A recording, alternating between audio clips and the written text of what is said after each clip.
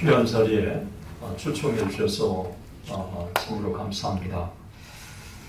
역사 신학자는 통시적으로 보는데 익숙한 사람입니다. 전 세계에 지금 한국의 디아스포라 인구가 유대인 다음으로 전 세계에 많이 흩어져 있습니다. 730만 명이 전 세계에 흩어져 있고, 그 중에 미국에 있는 그 디아스포라 교민들이 그 221만 명입니다. 거의 30% 가량이 미국에 있다고 할 수 있습니다. 한국의 이 디아스포라의 사람들이 구체적으로 제가 연구를 분석을 해보지는 않았지만 상당수의 믿는 사람들이고, 그리고 그분들이 흩어져서 제일 먼저 한 게 교회 설립이었습니다. 세계의 한국인들이 그렇게 전 세계 디아스포라 흩어진 사람들이 교회를 세워서 세계 복음화에 기여한 시대가 있을까? 제가 볼 때는 하나님이 한 시대에 한국의 디아스포라 사람들을 사용하고 계시다고 생각을 합니다. 그리고 이 디아스포라의 이민자들이 정말 애국자들입니다. 제가 1985년에 유학 왔을 때, 그때 현대차 포니가 처음 미국에 수출을 할 때였는데, 그때 그 미국인 친구가 포틀랜드에 있는 일간 신문에 크게 앞면에 포니 그 선착에 대한 기사를 제가 도서관에 있을 때 앞에 내놓고 저를 격려한 게 생각이 납니다. 그로부터 한 4년, 5년이 지난 다음에 한 교포를 만났어요. 자기는 현대차를 3대째 타고 있다. 여러분, 그때 이 현대 포니는 일본의 도요타나 혼다나 닛산과 비교해 볼 때 전혀 차답지 않았어요. 죄송합니다만. 그런데 애국심에 이 포니를 3대나 사준 겁니다. 한국의 대기업이 정말 디아스포라 이민자들에게 정말 감사해야 할 이유가 있다고 생각합니다. 그리고 디아스포라 이민자들이 먼저 흩어졌기 때문에 그 나라 말을 하는 사람들이 바로 이 디아스포라였기 때문에 LG나 삼성이나 현대나 이런 대기업들이 세계적인 글로벌 네트워크를 할 때 제일 큰 도움을 준 사람들이 바로 이 디아스포라인들이었습니다. 그런 면에서 이 디아스포라 참 이 한국인들이 한국에 지금 전 세계적으로 한국이 그 글로벌라이제이션의 선두국가로 평가를 받고 있는데, 그런 평가를 받는데 이 디아스포라 이민자들이 큰 역할을 했다고 하는 것은 의심의 여지가 없습니다. 경제 발전에 있어서도 디아스포라 이민자들이 큰 역할을 한 거가 분명합니다. 그런 큰 우리가 그 그림 속에서, 그렇다면 이민교회, 특히 미국에 있는 이민교회에 나갈 방향이 무엇인지, 또 이것을 제대로 이해하려면 현대교회의 세속화가 중요한데, 현대교회 세속화와 이민교회에 나갈 이 방향, 이 부분을 함께 같이 이 시간에 고민하면 좋겠습니다. 제가 먼저 서두에 말씀드리는 것은 제가 이 부분에 대해서 확답을 갖고 있기 때문도 아니고, 그리고 이 주제에 대해서 제가 더 많은 다른 사람보다 식견을 갖고 있기 때문이 아니라 이 주제를 굉장히 다루고 싶은 마음이 제 안에 있었고, 또 이 주제를 지난 거의 3년 동안 제가 현대교회사를 집필하면서 계속 씨름했던 주제이기도 합니다. 이 주제를 여러분들과 함께 이 시간에 진지하게 고민하는 시간을 갖도록 하겠습니다. 우리 기도하고 시작을 합니다. 사랑의 하나님 아버지, 하나님의 은혜와 사랑을 참으로 감사합니다. 우리 하나님께서 하나님의 거룩한 섭리와 뜻이 계셔서 이 미국 땅에 이민교회를 세워주시고, 또 하나님의 백성으로 또 주의 종으로 이민교회를 섬기는 귀한 소명을 주신 것을 감사합니다.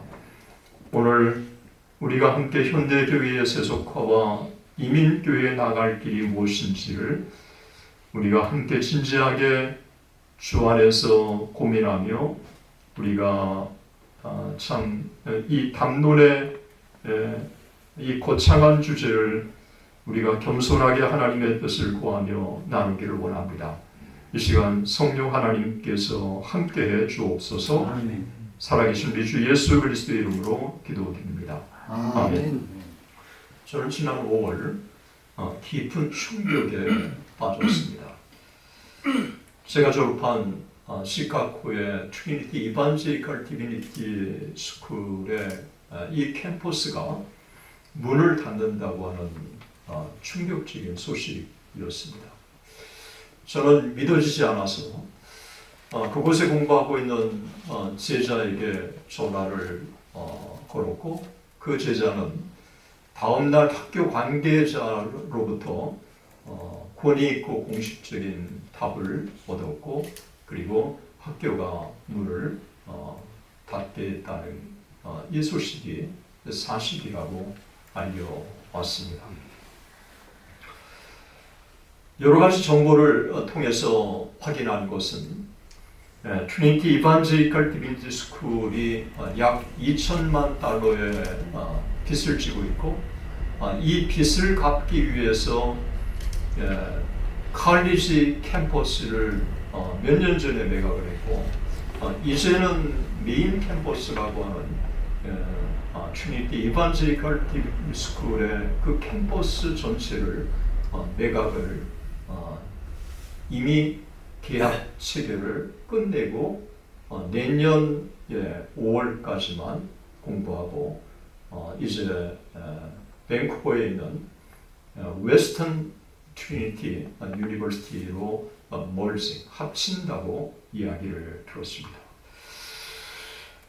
1986년에서 1991년까지 그곳에서 유학하는 동안 전 세계에서 가장 뛰어난 학자들이 대거 모여서 이 함께 꿈을 꾸던 그때가 불과 30년 전인데 어떻게 문을 닫게 되었을까?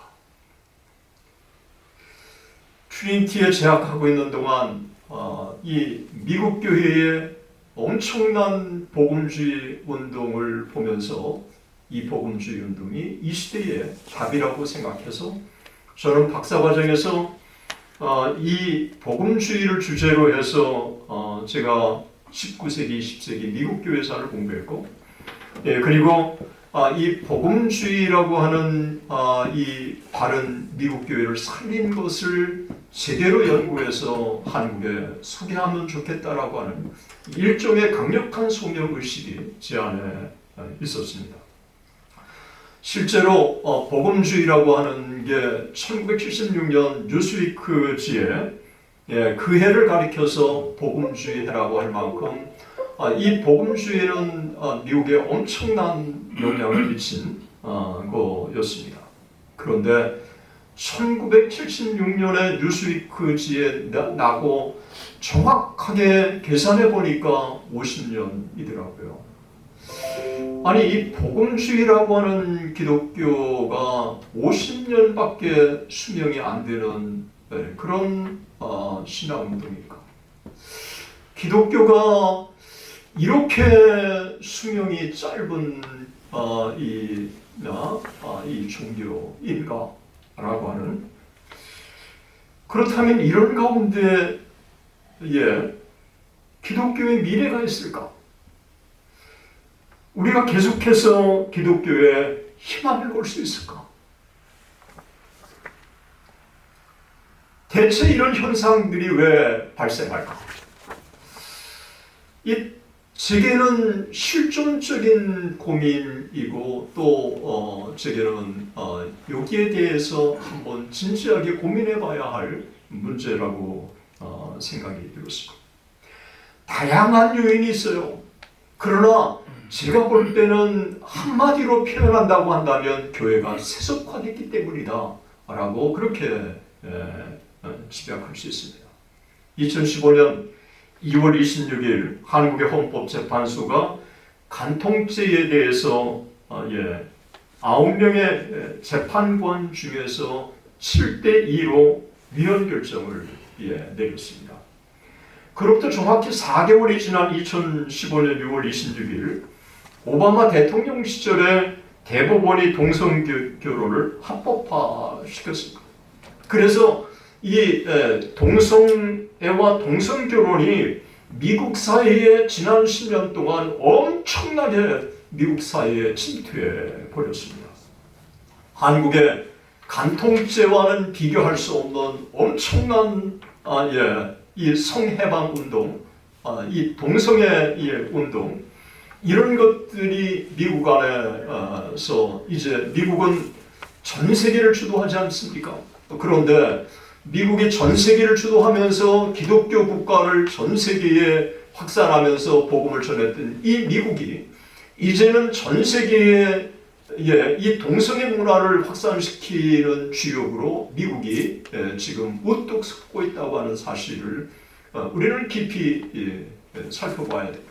이 복음주의 기독교는 힘을 잃어가고 있고, 그리고 미국의 주류 교단들은 계속해서 쇠퇴기를 걸어가고 있고, 오히려 미국 안에 엄청난 세속화의 운동이 일기 시작하면서 미국 안에 일어난 이 세속화가 전 세계에 엄청난 파장을 일으키고 있는 오늘의 이 시대를 우리는 주목해 볼 필요가 있다고 하는 것입니다. 제가 지난 6개월 동안 정말 읽고 또 읽고 읽은 책 중에 하나가 제임스 해스팅 니콜스라고 하는 사람이 쓴 History of Christianity, 기독교 역사, 1650 to 1950. 그래서 1650년에서 1950년까지 300년 동안의 세계 기독교 역사를 쓴 겁니다. 그런데 흥미로운 사실은 이분이 300년을 연구하고 나서 책에 부제를 붙이는 거예요. 여러분, 책을 쓰는 사람들은 연구하고 그리고 나서 한마디로 이 책의 성격을 말해줄 때 부제를 붙이는 거예요. 그런데 그 부제가 뭐냐면 Secularization of the West, 서구의 세속화다라고 해요. 그러니까 1650년에서 1950년까지 300년의 서구 역사, 기독교 역사, 세계 역사는 뭐냐? 바로 세속화의, 서구의 세속화 역사다라고 그렇게 규정한 것입니다. 제가 이 책을 정말 많이 읽고요.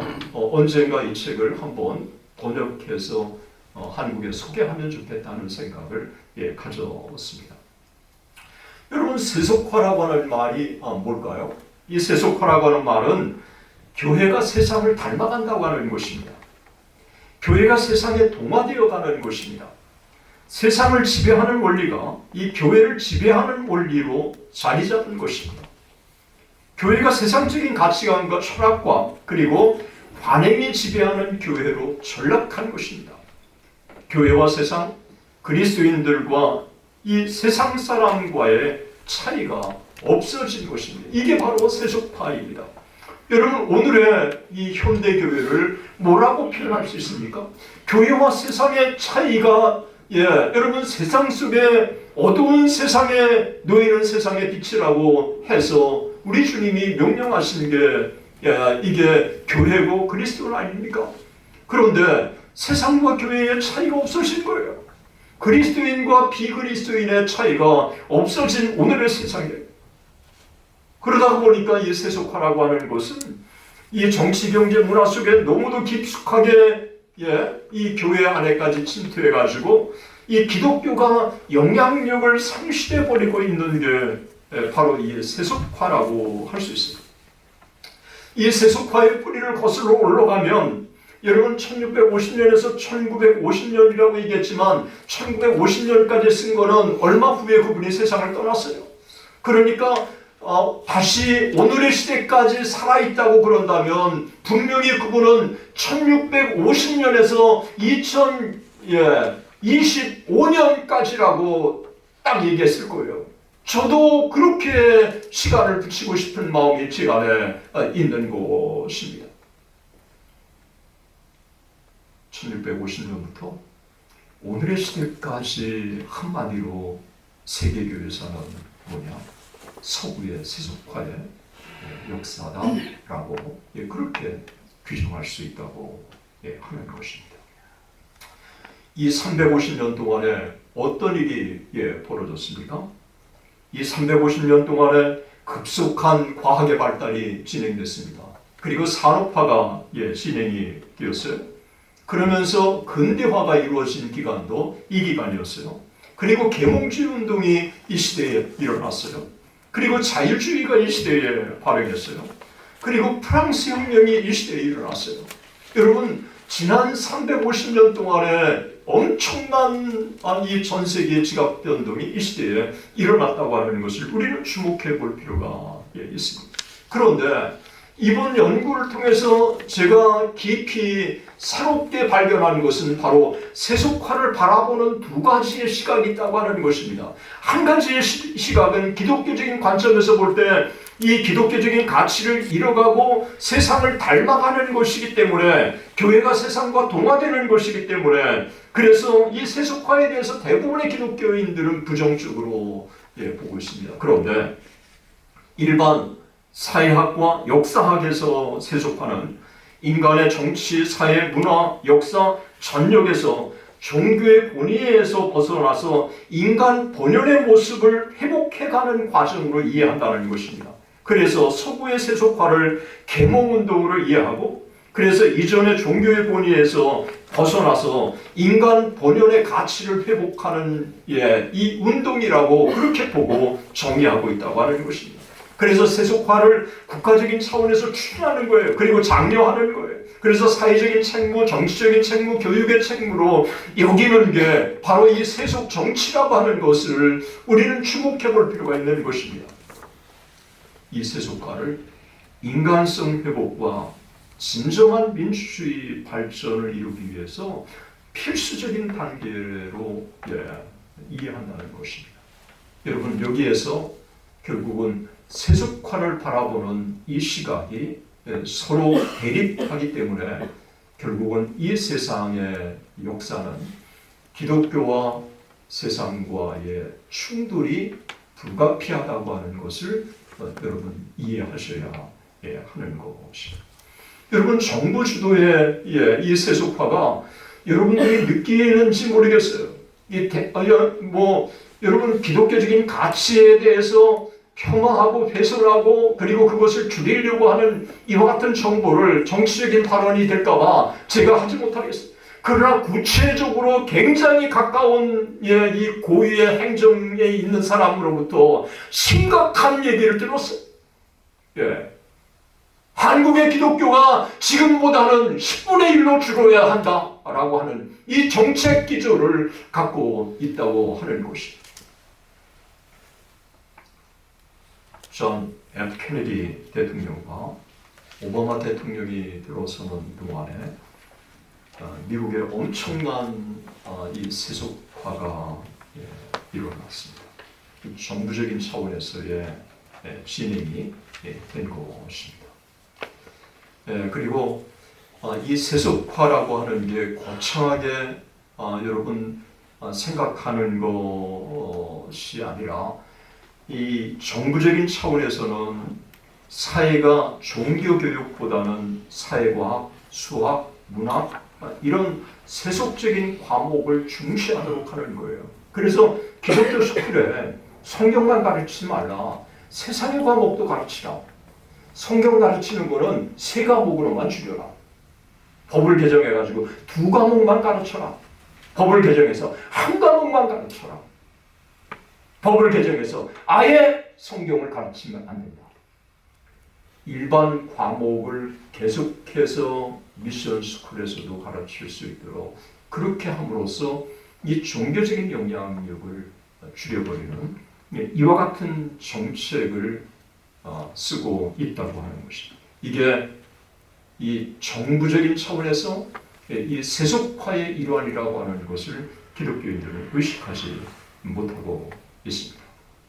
그래서 현대에 있어서 이 세속화가 사회와 종교에 미치는 영향은 엄청나게 큽니다. 저는 김영삼 대통령 때 그 신학교의 대학교라고 하는 것을 그때 처음으로 허용을 했습니다. 그래서 대학교가 합신이 1호로 대학교가 있어요. 대학이 없는 신학대학원은 김영삼 정부 때 기독교의 혜택을 주는 중요한 정책의 일환이었어요. 그리고 한 교단 한 대학을 허용한다. 그래서 군소교단들도 대학 인준을 정부적인 차원에서 해줬어요. 나사렛 대학교, 여러분 교생 얼마 되지 않잖아요. 루터의 대학교. 그런데 대학교로 인준을 하고 일반 학과도 개설할 수 있도록 해줬어요. 엄청나게 폭발적으로 늘어났어요. 이 신학대학들이 엄청난 규모의 대학으로 발전한 것입니다. 일반 학과들을 계속 증설하고 이렇게 하면서 기독교 대학으로의 처음의 출발과는 달리 시간이 지나면서 기독교적인 색깔은 점점 잃어가고 그리고 기독교 시각을 가진 사람이 총장이었다가 이제는 일반 사람들이 대학 교수들이 총장이 되고 이렇게 하면서 한국의 대학은 이제 신학교를 시작해서 대학인가를 받고 기독교 정체성을 유지하는 대학들이 거의 없습니다. 지금 눈여겨서 우리는 대학의 이 세속화가 얼마나 놀랍게 진행되고 있는가를 우리는 주목해 볼 필요가 있습니다. 지난 현대교회사 2세기의 교회 세속화는 그런 면에서 유럽이 먼저 세속화가 진행이 됐고 그 다음에 영국이 세속화되고 그 다음에 영국의 영향을 받아서 미국이 점차 세속화돼가는 이런 과정을 거치고 미국이 세속화되면서 미국에서 복음을 전해준 기독교 국가들마저 세속화에 지금 합류해 가고 있는 이런 세계적인 흐름이라고 하는 것들을 우리는 주목해 볼 필요가 있는 것입니다. 반면에 이슬람 국가들은요, 종교적인 가치를 정치, 경제, 사회, 문화 모든 면에서 그대로 유지하고 있어요. 그래서 이들 국가에서는 종교적인 세속화가 이루어지고 있지 않아요. 대부분의 이슬람 국가에서는 무슬림이나 그리고 또 타종교도 용인하지 않아요. 개종이 발각되면 무서운 징벌이 내려지는 거예요. 그래서 이들 국가가 종교의 자유를 표방하지만 실질적으로 서구 사회에서 진행되고 있는 종교의 자유가 이들 국가에서는 시행되지 않고 있는 것입니다. 지난 이 50년 동안 반세기 동안에 이 서구교회는 종교의 자유라고 하는 게 기독교의 자유뿐만 아니라 모든 종교의 자유로 확대해가지고 그들에게 엄청난 혜택을 준 거예요. 그런데 그들 나라에서는 정작 종교의 자유를 표방하지만 실질적으로 이슬람 종교 외에는 타 종교에 대해서 열리지 않는 것입니다. 그러니까 결국은 이슬람 국가는 종교의 세속화가 이루어지지 않은 거예요. 서구는 종교의 세속화가 이루어지고 이러면서 영국의 이 이슬람 이 이민자들이 많아지기 시작하면서 이슬람 종교가 영국의 기독교 종교를 앞서가는 이와 같은 역현상이 벌어지기 시작한 것입니다. 더 이상 영국은 기독교 국가라고 할 수 없게 되는 것입니다. 교회 안에 우리가 의식하든 의식하지 않든 엄청난 세속화가 여러분 진행되고 있습니다. 사회, 정치 이런 세속화가 이 사회, 국가, 정치, 문화, 종교 전반에 긴밀한 유대관계를 가지면서 진행되기 때문에 한 교회가 노력해서 막을 수 있는 게 아니에요. 현대 이 세속화가 기독교 지도자들에게 바르게 이해해야 하고 교인들을 바르게 교육할 필요가 있어요. 그런데 무엇이 세속하고 무엇이 지금 교회가 물들어가고 있고 세상이 어떻게 변하고 있는지에 대해서 대부분의 목회자들이 의식이 없다고 하는데 오늘날 심각한 문제가 있다고 하는 것입니다. 교회가 현대화되고 있는 것 중에 하나가 바로 스크린 도입입니다. 여기 스크린 도입에 딱 하면 목사님이 작게 보이는데 스크린에 크게 또 비춰져요. 찬송가도 띄워져요. 성경도 다 띄워져요. 성경 찬송가를 가지고 교회 올 필요가 없어졌어요. 요즘에 성경 찬송가를 가지고 교회 오는 사람들이 제가 볼 때 정말 없습니다. 목회자가 교인들에게 편하게 하기 위해서 예배 시스템을 바꿔가는 거예요. 이 현대 교회의 이 교인들의 니드에 맞추는 것으로 계속 요구하는 거예요. 그 결과 교회가 교인들에게 있어서 얼마나 깊은 파장을 미치는지를 여러분 이 목회자들이 의식을 못하고 있습니다. 성경을 자기 성경이 없고 자기 찬송가가 없고 자기 성경 자기 찬송가가 없는 사람이 그거를 집에 돌아가서 자기 성경을 가지고 보겠습니까? 오늘날 교회의 이 엄청난 심각한 세속화를 목회자들이 만들어가고 있다고 하는 것을 못 느끼고 있다는 거예요. 제가 그래서 충영교회에 담임 목사님이 오시기 전에 한규산 목사님이 오시기 전에 이 충영교회는 스크린이 없었어요. 이 스크린이 없었기 때문에 아내와 함께 제가 주일 강단에 계속해서 말씀을 전해달라고 부탁을 받고 수요일 날 가서 예배를 드리는데 저는 엄청난 도전을 받았어요. 찬송가 다 갖고 있죠. 성경 다 갖고 있죠. 강단을 향해서 집중하죠. 이런 성령의 임재를 예배 시간에 이렇게 느끼는 거는 전 굉장히 큰 도전이에요. 교인들마다 성경을 손에 들고 찬송가를 손에 들고 예배에 집중하는 그 모습에 엄청난 제가 도전을 받았어요. 그리고 찬양대가 악보를 보지 않아요. 다 주중에 암기하기 때문에 이 찬송가를 암기한 걸 가지고 이 찬양을 하는 거예요. 여러분 찬양이 이렇게 은혜로운 찬양이라고 하는 게 저는 가슴에 깊이 그 교회에서 예배를 드리면서 느껴졌어요.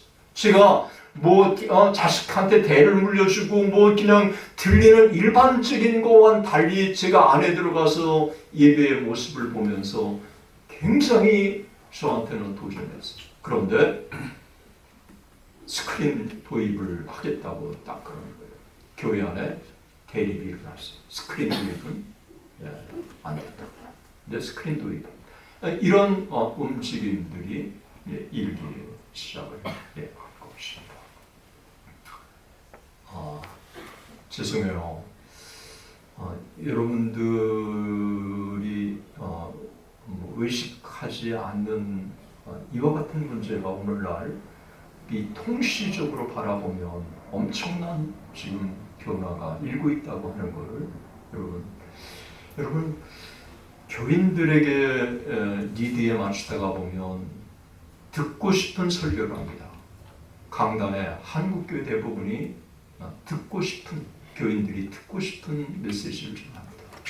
교인들이 들어야 할 메시지를 강단에서 전해야 되는데 듣고 싶은 메시지를 한국교회가 전하고 있는 것입니다. 교인들의 기호에 맞게 교회가 너무도 급변하고 있습니다. 목회자 세습도 세속화의 일환입니다. 한국만 유독 이 부분에 심합니다. 한국의 총회장 선거, 총장 선거의 금권 선거가 지배적입니다. 반기독교 정서를 확산시키는 것을 교회 개혁이라고 하는 이름으로 포장을 하고 있습니다.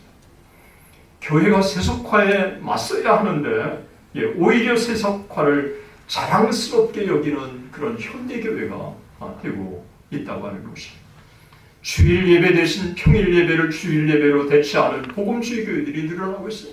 교회 안에 흡연실을 만들고 우리 교회에 와서 담배 피우라고 독려합니다. 주초에 대한 제의식을 없애고 이 주초가 교회가 허용하는 것을 자랑스럽게 여기고 있습니다.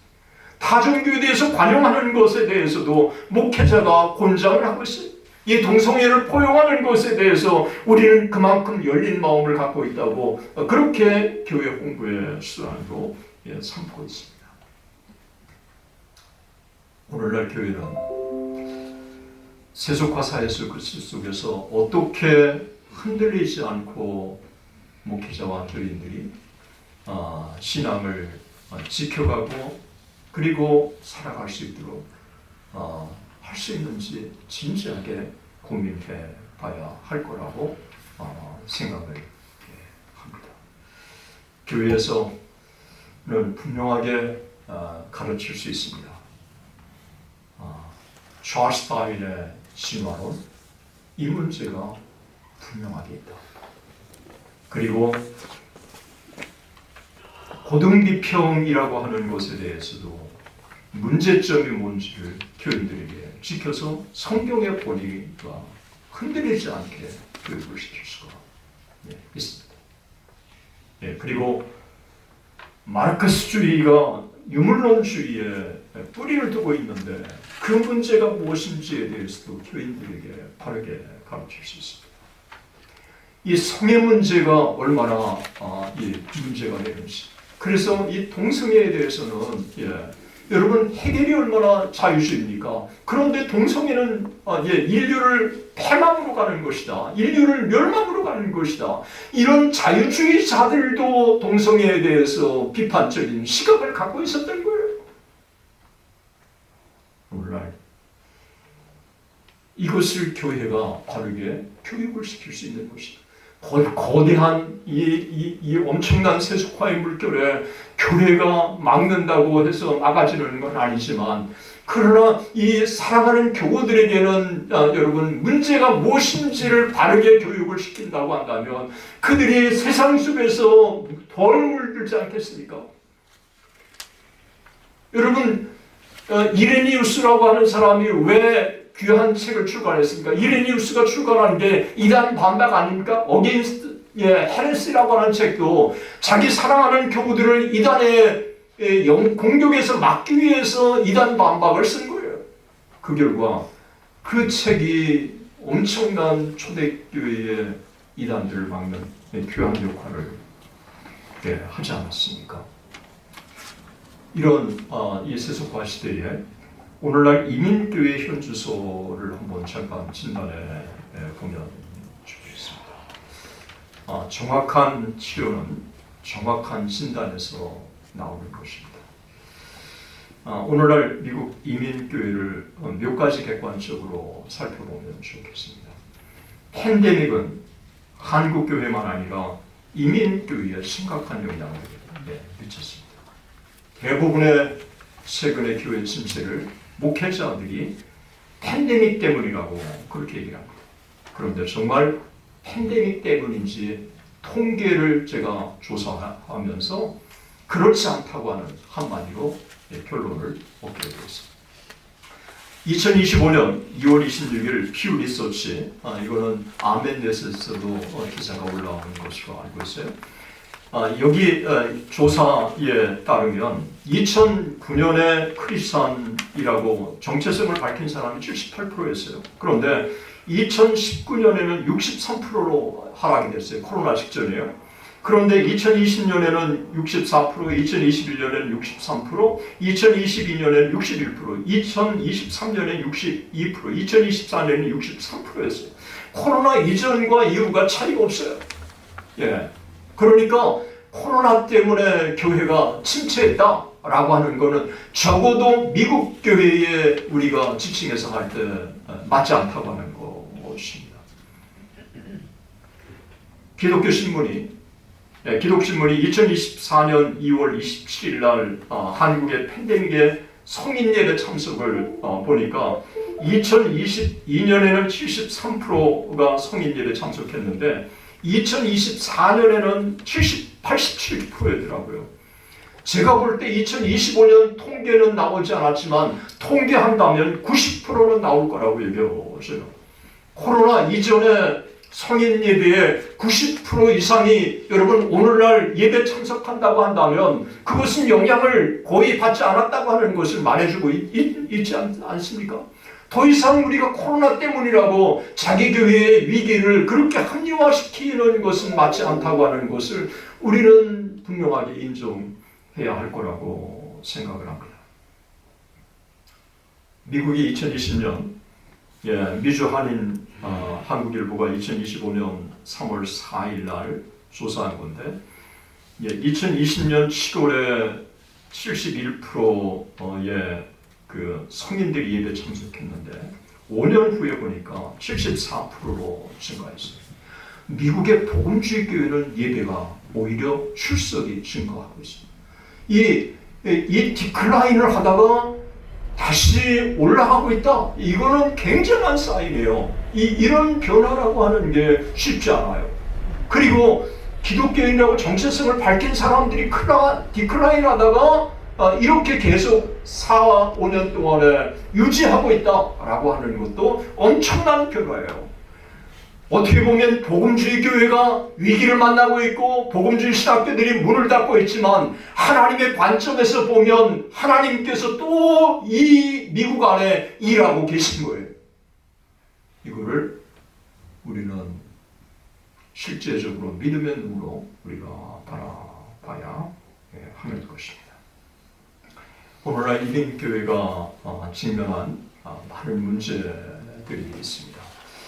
아마 이민교회에 직면한 많은 문제들 중에 죄송해요. 이제 우리가 진지하게 고민하는 차원의 주관적인지 모르지만 제가 여기 몇 가지 이민교회의 가장 큰 문제가 뭐냐? 목회자 자질의 문제라고 생각합니다.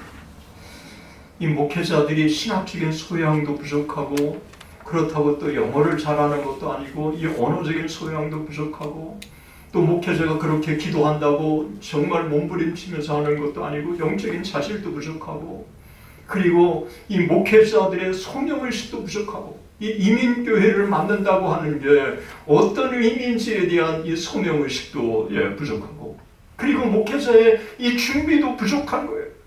여러분 이민교회는 독특한 목회자예요. 한국교회와도 다르고 선교지와도 다른 거예요. 제가 캐나다 2023년에 갔을 때 엄청난 충격을 받았어요. 한 달 사례를 $1,000 이상 받고 있는 교회가 20%도 되지 않더라고요. 여러분 캐나다 달러는 한국 돈인 $1,000면 한국에 100만 원이에요. 이 100만 원도 이상 받는 교회가 캐나다의 이민교회 중에 20%도 되지 않는다는 거예요. 그리고 80%가 일을 하고 있어요. 목회자들이 일을 하고 있어요. 그런데 일반 성도들은 주중에는 쉬잖아요. 그런데 목회자들은 주중에 일하고 이 주말에는 또 목회를 준비하기 때문에 일반 교인들보다 2배, 3배 에너지가 많이 들어가는 이런 목회를 하고 있더라고요. 제가 고개가 숙여지고 그렇구나. 선교지는 떳떳하게 선교비도 받고 그렇게 하지만 이 이민 목회라고 하는 것이 이렇게 열악한 환경에 있고 이런 열악한 환경에 있기 때문에 더 많은 노력이 필요하고 더 많은 기도가 필요하고 더 많은 하나님의 은혜가 필요하고 그리고 더 하나님 앞에 정말 가까이 가야 하는데 현실은 제가 볼 때 그렇지 않다고 하는 것입니다. 너무도 쉽게 신학교육을 마치고 목사가 되고 있습니다. 그렇다고 재교육을 위해서 고군분투하느냐? 제가 볼 때 그렇지도 않은 것 같습니다. 준비도 부족하고 자질도 부족하고 기도도 부족한 사람이 담임을 하면서 교회를 약화시키고 훈련 부재로 이어지게 되고 그런 훈련 부재가 교회 침체로 이어지게 되고 그리고 그런 교인들이 세상을 이기고 승리하는 믿음의 삶을 살아갈 수 없을 거라고 봐요. 결국은 이런 악순환의 고리가 이민교회에 계속된다면 이민교회 미래는 소망이 없다고 하는 것입니다. 교회를 사적으로 운영하는 이와 같은 현상도 너무도 오늘날 심각하게 진행이 되고 있는 것입니다. 이민교회 성도들의 문제도 있습니다. 제가 한번 이민교회의 문제가 근본적인 문제가 뭘까 하는 생각을 가져봤어요. 여러분, 이민자들은 자기 고향을 떠나오고 자기의 조국을 떠나오고 자기의 친구들을 떠나오고 그리고 자기의 친척들을 떠나온 거예요. 정도의 차이는 있지만 정말 대단한 결단을 하고 여러분 이민 온 거예요. 그러니까 이민 왔기 때문에 자신과 자기 가족을 최우선으로 여기는 거예요.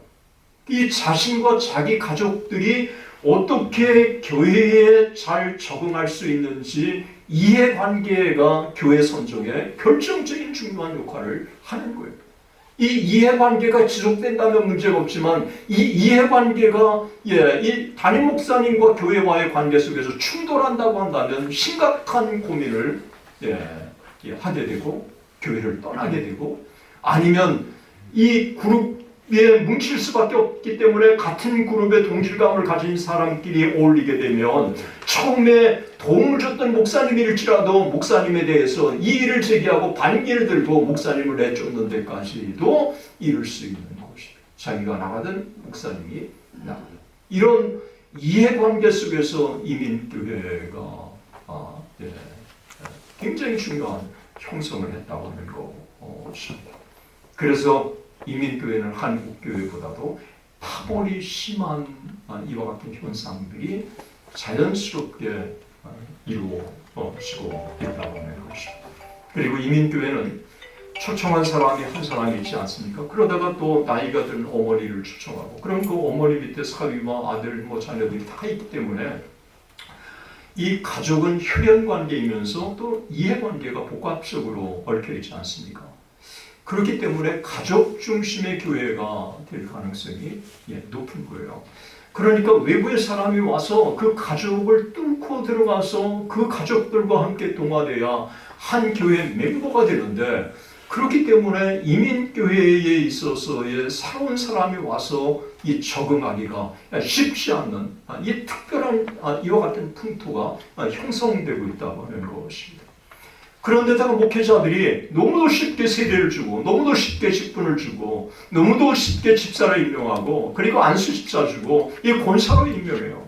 그러니까 이 교회 직분을 교인들을 묶어주는 수단으로 삼거나 아니면 직분을 주고 더 헌신하라고 그렇게 요구하는 이 수단으로 직분을 그렇게 생각할 수도 있다고 하는 것입니다.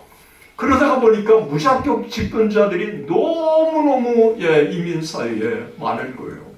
장로라고 그러면 이 장로라는 게 무슨 힘들게 되고 또 안수 집사도 우습게 되고 그리고 또 그런 현상들이 목사 남발이 되니까 이 목사라고 그러면 또 우습게 되고 차라리 그냥 목사이지만 목사라고 밝히지 않는 게 더 편하고 더 어떻게 보면 이 분위기가 좋을 수도 있는 이런 것입니다. 이민사의 현실이죠. 이 팬데믹 이후에 재택근무. 제 딸이 이제 일주일에 이틀 출근하고 3일은 재택근무를 해요. 이 재택근무가 좋은 점들이 많더라고요. 우선 출근하고 퇴근하는 그 시간 거의 갔다 왔다 하는 시간이 3시간 걸릴 때도 있는데 이 3시간을 단축할 수 있는 거예요. 또 이 출근하고 퇴근하는 동안에 이 에너지를 아낄 수가 있는 거예요. 또 점심값도 아낄 수가 또 있는 거예요. 그러니까 이 제 딸이 볼 때 재택근무는 근무자의 입장에서는 선호할 수밖에 없다고 여겨지는 거예요. 이 고용주의 입장에서는 출근하라. 또 고용자의 입장에서는 재택근무 계속 하고 싶다. 이 갈등이 계속 있는 거예요. 그런데 이 재택근무가 예배에 있어서도 그 대면 예배가 아니라 비대면 그냥 인터넷 예배에 익숙하도록 만든 거예요. 그래서 코로나 시대에 여러분 저도 예배를 드리다가 보니까 편하더라고요. 그냥 뭐 차 세우고 뭐 파킹 찾고 뭐 그러는 것보다 그냥 컴퓨터 하나 딱 켜고 이렇게 보면 되고 또 뭐 잠깐 예배 시간에 뭐 다른 거 봐도 뭐 큰 그런 문제가 없는 것처럼 느껴지고 이 비대면 예배가 편리하게 만들고 또 익숙하게 만들고 또 그러다 보니까 이 대면 예배에 참석하는 것을 어렵게 만들. 그래서 비대면 예배를 계속 드리게 되면 결국은 신앙을 잃어버리는 케이스가 많고, 그래서 젊은이들 가운데 가난한 성도들이 많을 수밖에 없다고 하는 것입니다. 이런 현상들을 우리 목회자들이 알아야 될 것 같고요. 그 다음에 이민 생활이 정말 바쁩니다. 목회자도 바쁘고 교인도 바쁘고 또 이 렌트비를 감당해야 하기 때문에 먹고 사는 문제가 이 생존의 문제가 너무 큰 거예요. 그러다가 보니까 생존의 문제가 신앙의 문제보다 더 시급한 이 문제로 대두되는 것입니다. 그래서 주일날 일하는 경우도 다반사인 거예요. 그러니까 이 목회자 입장에서는 뭐 생존을 위해서 주일날 일하기 때문에 관용하는 거예요. 그런데 이 관용이라고 하는 게 교육이 제대로 되면서 관용이 되고 그 다음에 이 긴장의 끈을 놓지 않도록 해줘야 되는데 이게 교인들에게 보여주는 이 관용이라고 하는 것들이 오히려 교인들로 하여금 유약한 이 신앙인을 그렇게 만들어 가도록 그렇게 목회자가 만들고 있다고 하는 것입니다. 이 교회는 에너지를 계속해서 공급해줘야 하지 않습니까? 그들로 하여금 교회를 덜 멀어지게 하도록 끊임없이 해줘야 되는데 이런 어떻게 보면 한국보다도 더 많은 유혹이 많은 이 시대 속에서 이 목회자가 더 긴장의 끈을 놓지 않고 정말 자기 자신을 돌아보고 하나님 앞에 무릎을 꿇고 교인 한 사람을 붙들고 하나님 은혜를 베풀어 달라고 기도하고 그리고 기회가 되는 대로 그들에게 문자도 보내고 격려도 하고 이렇게 한 사람 한 사람을 목양해야 하는 이민교회 현실 속에서 오히려 목회자들이 스스로가 편하게 하고 안주하고 그냥 나만 그런 게 아니라 다른 교회는 더 심해 라고 스스로 그렇게 자기 자신을 자유해가는 이런 이민교회의 현실이 있다면 우리는 그 부분에 있어서 내일의 희망이 없다고 하는 것입니다. 작은 교회가 이 줌이나 라이브로 예배를 드리기는 쉽지 않습니다. 이 장비 마련도 그렇고 관리도 그렇고 쉽지 않습니다. 그래서 팬데믹이 생기면서 줌으로 라이브로 드리는 이 개척교회는 더 힘들어진 거예요. 교인들은 예배 참석이 되는지 컨트롤도 안 되고 그러다가 보니까 교회에서 점점 멀어지게 되고 기성의 교회는 사람 인력이 있으니까 잘 관리해가지고 오히려 이 팬데믹에 교회를 홍보하고 자기 목회자를 메시지를 알리고 이런 것으로 것으로 바뀌게 되게 된 것입니다. 이 코비드가 팬데믹이 생기면서 세탁소 운영하는 분들이 문을 많이 닫았다고 해요.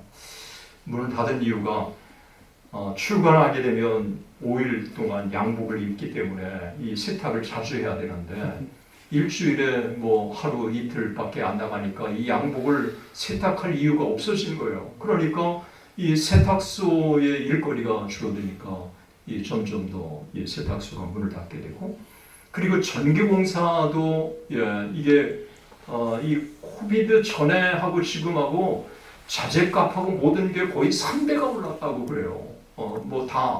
그러니까 이 공사 수주도 없는 거예요.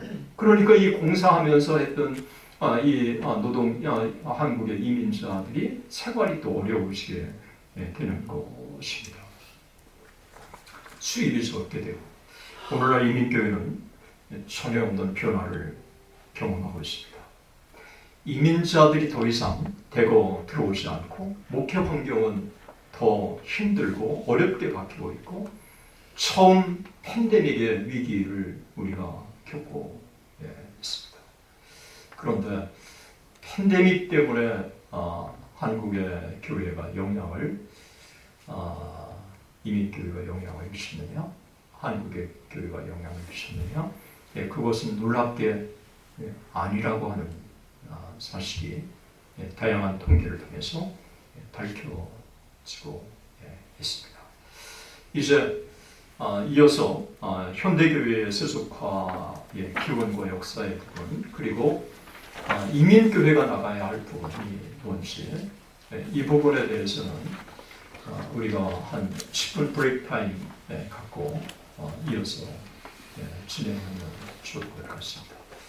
여러분들이 바쁘실 텐데 이렇게 귀한 시간을 내주셔서 감사합니다.